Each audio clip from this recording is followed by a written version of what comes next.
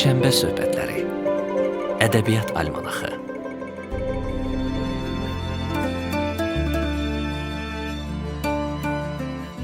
Xoş gördük sizi əziz dinləyicilərimiz. Bu yaz axşamı bir daha görüşünüzə gəlmişik. Ədəbi mühitin bu dəfə qürbətindən bəhs edəcəyik. Qürbətdə vətən bir başqa olur. Elindən, obandan uzaqda həsrət səni elə boğur ki, istər-istəməz şeir yazırsan, bu ayrılığın acısından əsərlər yaradırsan. Vətəndən uzaqda sən vətənin daşı, çəməni, suyu üçün necə darıxırsansa, onun incəsənəti, ədəbiyyatı, teatrı, sənətkarları üçün də o cür darıxırsan. Qürbətdə vətən yaradan ədəbiyyat sevərlər, yazıçılar, şairlər, dramaturqlar. Bugünkü mövzumuzda onlardan danışacağıq. Ey vətən, sən mənim yaşam boyu canımda cansan. Ey vətən, sən mənim sevgi dolu könül dünyamsan. Adını çəkəndə sızlayar qəlbin teləri. Bəxtinə yazılsın yaşamaq gözəl illəri. Gəlsək də hər yanı eşqinlə döyünür ürək. Sorağın gəzir cahanı, zəfərin olsun mübarək. Bu zəfər qazanıldı igidlərin canıyla. Şanlı tarix yazıldı şəhidlərin qanıyla. Üç rəngli bayrağı zirvədə şərəfimdir. Sənin bir ovuc torpağı müqəddəs ad yerimdir. Üç rəngli bayrağı zirvədə şərəfindir. Sənin bir ovuc torpağı müqəddəs ad yerimdir.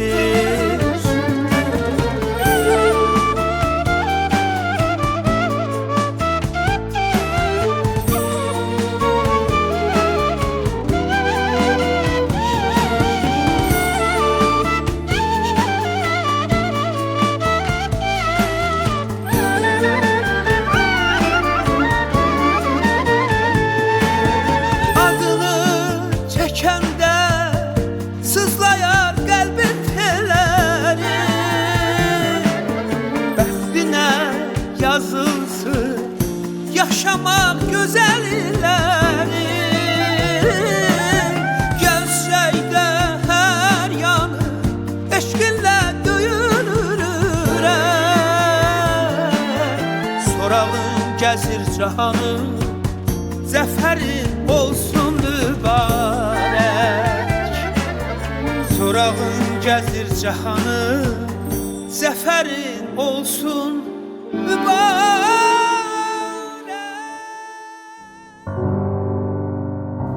Yazı masası.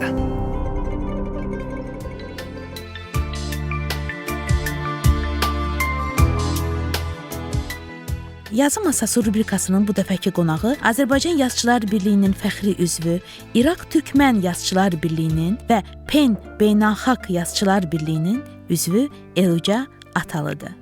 Eluca Atalı 1966-cı ildə Neftçala rayonunun Xolqaraqaşlı kəndində anadan olub. Bakı Dövlət Universitetinin Kitabxanaçılıq fakültəsini bitirib. Azərbaycanda kitabşünaslıq mövzusunda elmi araşdırmalar aparıb. Ədəbi yaradıcılığa 12 yaşından başlayıb. Fəlsəfi bədii miniatür janrı ədəbiyyata gətirib. Yaradıcılığında hekayə, esse, roman, dram və publisistika daxildir. Əsərləri həm Azərbaycan, həm də xaricdə çap olunub. Bir neçə dilə tərcümə edilib. 2007-ci ildən İsveçin Stockholm şəhərində yaşayır. Ənqə quşu, Ağ gəminin kapitanı, Qız və quzğun, Bir udum azadlıq, Tirqanizm Xocalıda və İran Hizbullah zindanında adlı kitabların müəllifidir. Elvicə xanım, xoş gəlmisiniz. Çox sağ olun Aysel xanım. Elvicə xanım, mən bilirəm ki, siz İsveçdə yaşayırsınız və uzun illərdir orada yaşamağınıza baxmayaraq Azərbaycan ədəbiyyatı üçün bir çox töhfələr vermisiniz Azərbaycan ədəbiyyatına. Bizim yazı masası rubrikamızın bir ənənəvi sualı var. Sizin hal-hazırda yazı masanızda nə var? Bax, nə üzərində işləyirsiniz? Hansı əsərlər üzərində işləyirsiniz? Bu barədə danışın. Hal-hazırda Nənəmin dronu 2-ci Qarabağ savaşından bəhs edən povestimin redaksiyası ilə məşğulam. Digər tərəfdən Naxçıvan Dram Teatrının səhnəsi üçün Mavi Balina böyüklər üçün yazmışdım. Fəlsəfi psixoloji idi, amma indi onun uşaqlar üçün olan variantını hazırlayıram. Necədir vətəndən uzaqda, qürbətdə vətəni yaşatmaq? Siz qeyd etdiyiniz kimi zor məqamları var. İnsanın birinci doğulub böyüdüyü yerdən ayrılması, uzun müddətli ayrılması, doğmalarından kənar düşməsi, bir də ki, adət-ənənələrimizi İsveçdə tam mənası ilə yaşatmaq zordur. Məsələn, təsəvvür edirsiniz ki, martın 20-si yerdə buzdur, qar yağır və sən Novruz bayramını qeyd edirsən. Mən həmişə orada deyirəm ki, biz yaddaşımızdakı Novruzu qeyd edirik. Tüm bunlara baxmayaraq, əslində deyim ki, İsveç dilini öyrənənə qədər, o cəmiyyətə uyğunlaşana qədər mənim üçün də zor oldu. Amma deyim ki, yaxşı tərəfi nədən ibarətdir? Bir yazar kimi özüm üçün deyim. Avropa mədəniyyətini, insanlarını, həyat tərzini dərindən öyrənməyə imkan verdi. Məsələn, Norveçli bir oxucum var, deyir ki, sənin məktublarını oxuyanda mən İsveçcə yeni ifadələr öyrənirəm. Əslində mən bunu sintez edirəm. Azərbaycan ifadələri ilə İsveç ifadələrini toqquşdurub yeni ifadə alıram. Siz özünüz tərcümə edirsiniz oradakı oxucularınız üçün kitablarınızı? Bəli, bəzi əsərlərimi tərcümə eləmişəm. Bilirsiniz, ana dilində yazanda həm duyursan, duymaq ürək işidir, həm də dərk edirsən, beyin işidir. Bəs əsərlərinizi birbaşa ana dilində yazırsınız, yoxsa? Ana dilində yazıram. Çox maraqlıdır, yəni mənim üçün də həmin əsərlər hansı ruhda yazılır? Yəqin ki, siz həm də eyni zamanda dolayı yolla Azərbaycan insanını, Azərbaycan düşüncəsini, Azərbaycan duyğusunu qürbətdə olan o yaşadığınız mühitə yansıdırsınız.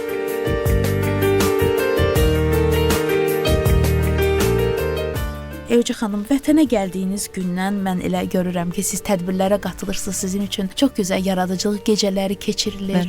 Bu barədə istəyirəm. Bax, İlk öncə onu deməliyəm ki, oxucu auditoriyası yazıçının laboratoriyasıdır. Biz təkcə öyrətmirik, həm də oxuculardan öyrənirik. Onların reaksiyası, onların nə istədiyini bu görüşlər vasitəsilə təhlil edə bilərik. Məsələn, keçən il mən 248 nömrəli məktəbdə oldum. 2-ci siniflər idi, çox balaca. Başlar heç partadan çıxmırdı. Amma o uşaqlar 22 uşaq sinifdə Ənqa quşu kitabını PDF formasından kağıza köçürüb, özləri cildləyib oxumuşdular, valideynlərini oxudurmuşlar. Yəni evdə o qədər həvəslə danışmışlar, valideyn də oxumuşdu. İsveçə getdikdən sonra Ağ Göyərçin piyesini yazdım. Bu sinifdən bəhs edən. Bir də əgər quşlar olmasaydı, yəni quşların, heyvanların bizim ömrümüzdəki rolunu orada qeyd etmişdim. Və mən sizdə nəyi bəyənirəm bir uşaq yazıcısı kimi? Siz Azərbaycan adları verirsiniz. Sizinlə tam razıyam bu məsələdə. Bilirsiniz, biz kimi aldadırıq? 50 milyonluq bir xalqıq.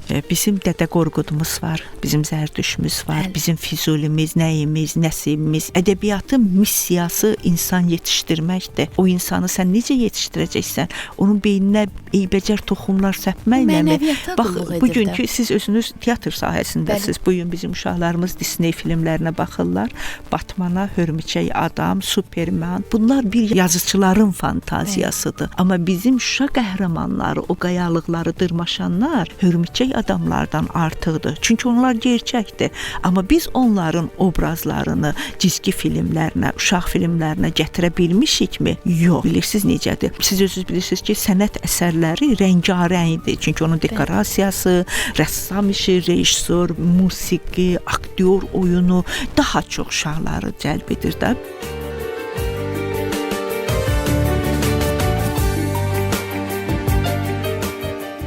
Deməli, Ənqa quşu dramaturji əsəriniz səhnəyə qoyuldu Naxçıvan Kukla Teatrında. Baxın, o balacalar necə qəbul etdi o əsəri? Yəqin ki, ən xoşbəxt gün idi həmin gün sizin üçün. Çox gözəl. Mən də həyəcanla izlədim. Gerçəkdən çox həyəcanla. Əsər düzdür, əvvəlcə 220 nömrəli liseydə qoyulmuşdu Neftçilərdə. 2023-cü il fevralın 27-sində əsər başlanandan sona qədər çox belə həyəcan keçirdim. Orada uşaqlar idi, amma rejissor qoymuşdu.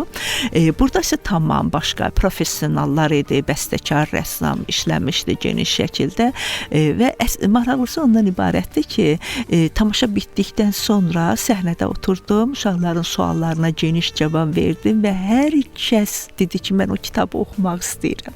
Teatra apardığım kitabları imzalayıb uşaqlara payladım, amma indi uzun bir siyahı göndəriblər, imzalayıb onları da Naxçıvana göndərməliyəm. Biz uşaqlarımızı öz ruhumuzda tərbiyə etməliyik. Məsələn, orada Başarı adı var, uşaqlar soruşur, bu hardan gəlir? Deyirəm, Dədə Qorquddan gəlir. Dədə Qorqud hünər göstərənə ad verirdi. Eləcə xanım, çox şad oldum. Çox maraqlı bir insansınız. Azərbaycan mədəniyyətinə, Azərbaycan incəsənətinə, Azərbaycan ədəbiyyatına gərəkli bir şəxsiyyətlərdən, simalardan birisiniz. Bəli. Bugün İsveçdə yaşayan Azərbaycanlı dramaturq yazıcı Eluca Atalı ilə söhbət etdik. Düşünürəm qürbətdə yaşamaq nə qədər çətindirsə də, ürəyi vətənlə döyünmək, vətənlə nəfəs almaq, yadlar içində Azərbaycan ədəbiyyatına töhfələr verməyə davam etmək böyük bir dəyərdir. Yalnız insan övladı içində yaranan qürbətdən qorxmalıdır. Əsas odur ki, ruhun qürbətdə olmasın. Yaz, yarat.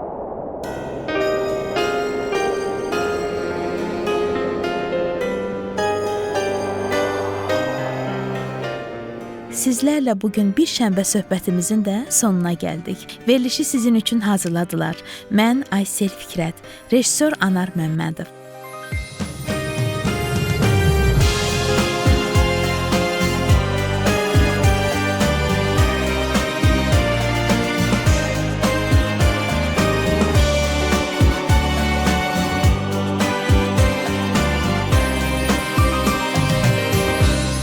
Hara getsəm, harda olsam, doğma torpaq çəkər məni.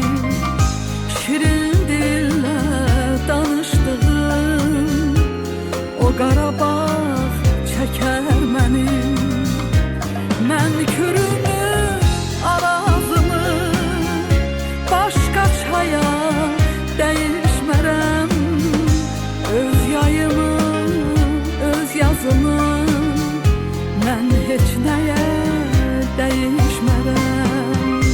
Mən üç rəngli bayrağımı 100 bayrağa dəyişmərəm.